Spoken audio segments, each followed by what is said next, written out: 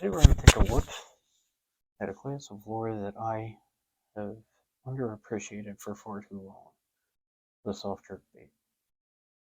For the longest time I had been using them, not for their intended purpose, but a use for them that is fairly common is used on a trailer for things like spinnerbaits, Johnson silver minnows, things like that.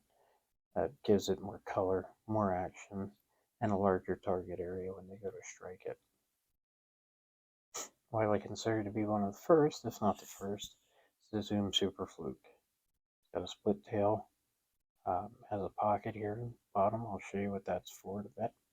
These are meant to be thrown weightless, and you have to use the light gear because they sit probably around 3/16 of an ounce, quarter ounce, all up with the hook.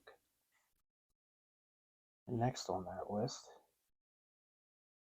is the Sluggo. There's a Lunker City Sluggo. There's a baby Sluggo, yes. Couple of innovations there. It has a couple of cuts into it, into the segmented, and these were they were all the rage, like Senko worms are now. And then in their same company made what they call their finesse. Obviously more slender. Had a this does not have the pocket for the belly, nor does this Sluggo. But again, designed to fish weedless or used as a trailer. Then started getting into the more quote-unquote lifelike styles. This is a Berkeley, iridescent as well. It's got the 3D eyes, molded mouth and fins and scales, and it's got a foil in the middle that makes that really pop.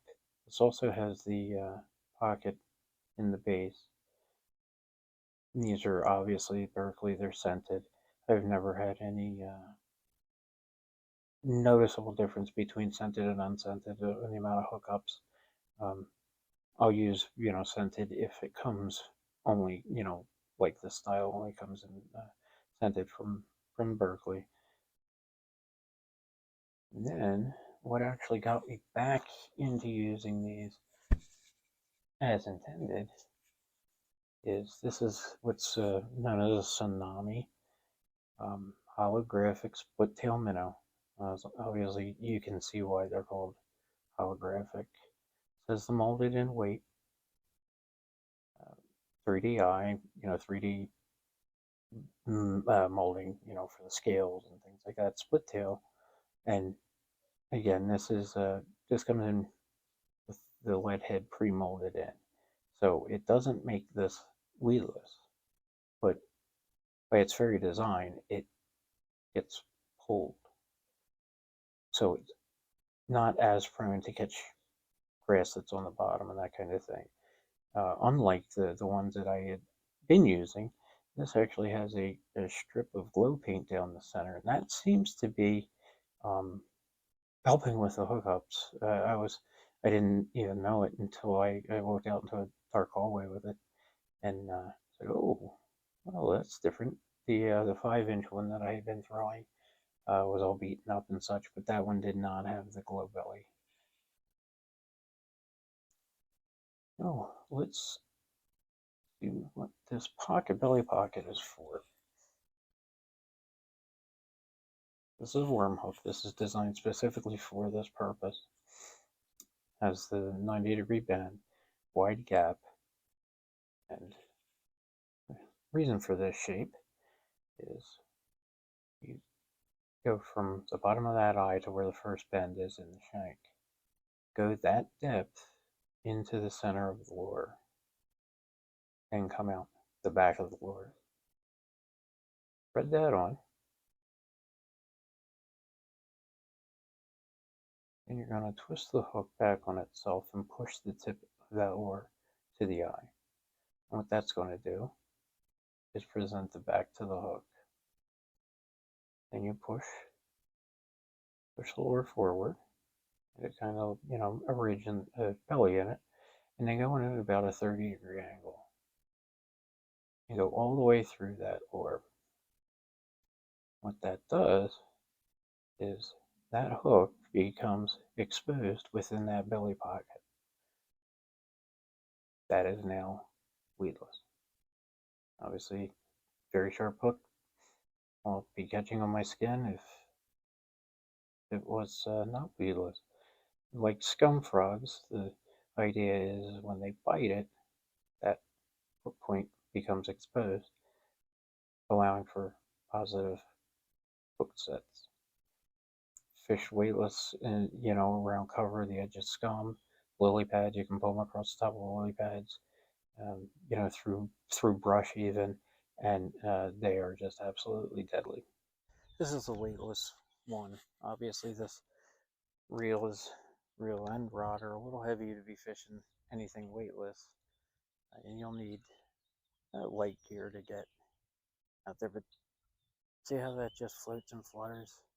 Look at that. I mean, that's just beautiful looking little action on that lure. Work them fast, work them slow. They go wherever they want to go. They got a mind of their own in a very good way. You can retrieve them fast, make them hop along the surface. Very retrieve. See, I said you need heavy gear, but then again, this is a Shimano. Nothing you can't do with a Shimano. Said fish poorly.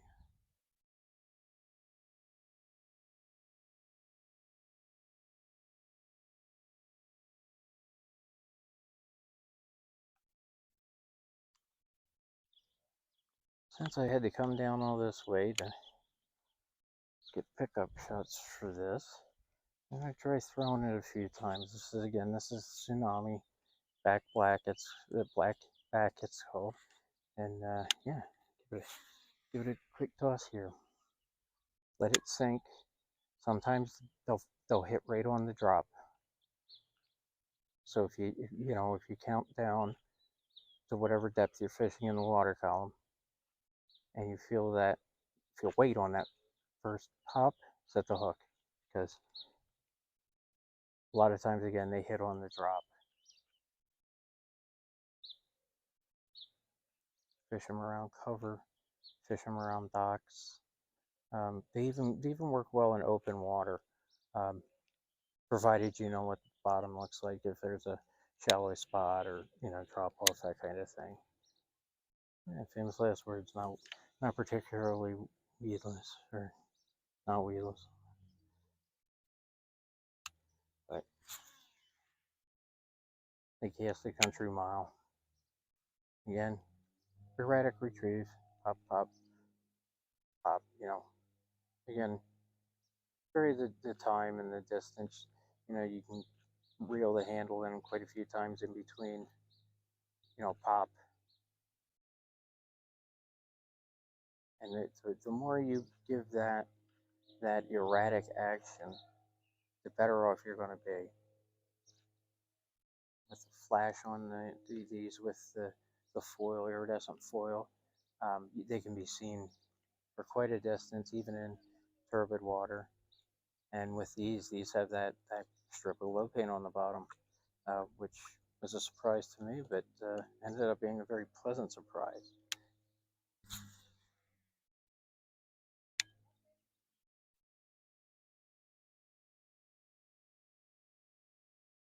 Again, erratic.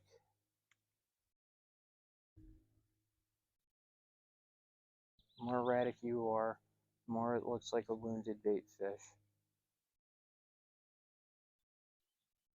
More rhythm. Oop, there was a hit right there. How about that? There's a ripple right there. Again, these are irresistible. The fish are just getting to spawn here, getting close to spawn. So they're getting in that aggressive, I'm going to defend my territory mode.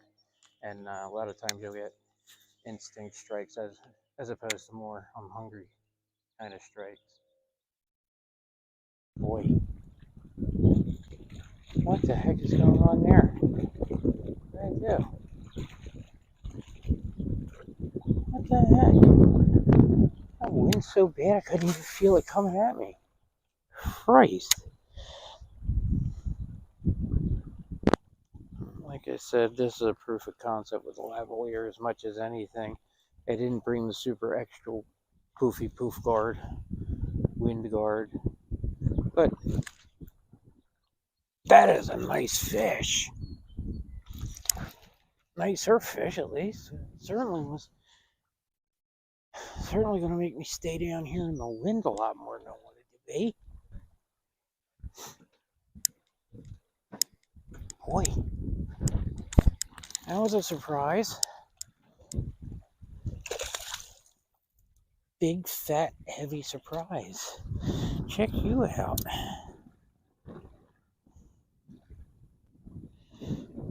Alright. That is not a bad start to a day that I was not even going to begin. Alright. That's one of the better fish I've pulled out of here, actually. Yeah, just God, I thought I had hooked a fucking log or something. Jesus Christ.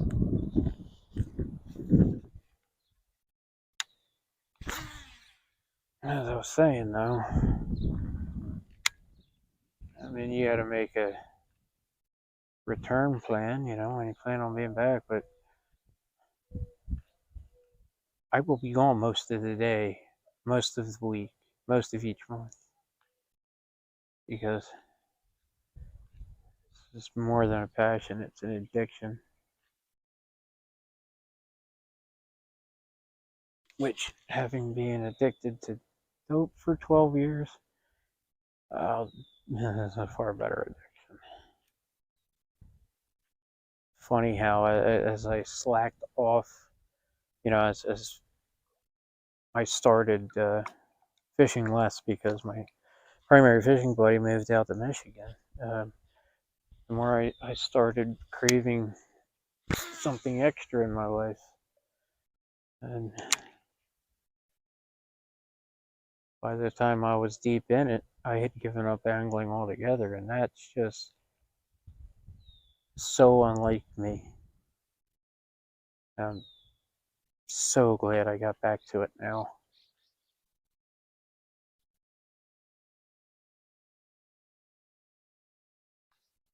It's taking a lot of the boxes for living a there we are, satisfied life, especially when you get fish. Yeah, that bite's picking up.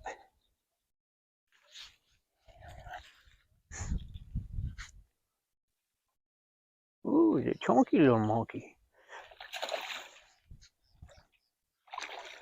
Ooh, aren't we rambunctious? Oh man, they're pretty. Look at that. That is a pretty fish. This is why I lose a lot of them, because I don't like fishing. Man, that is a pretty fish. Can you see all that? That is a gorgeous fish. Thank you. Thank you for the fun. Now go on. Go make babies.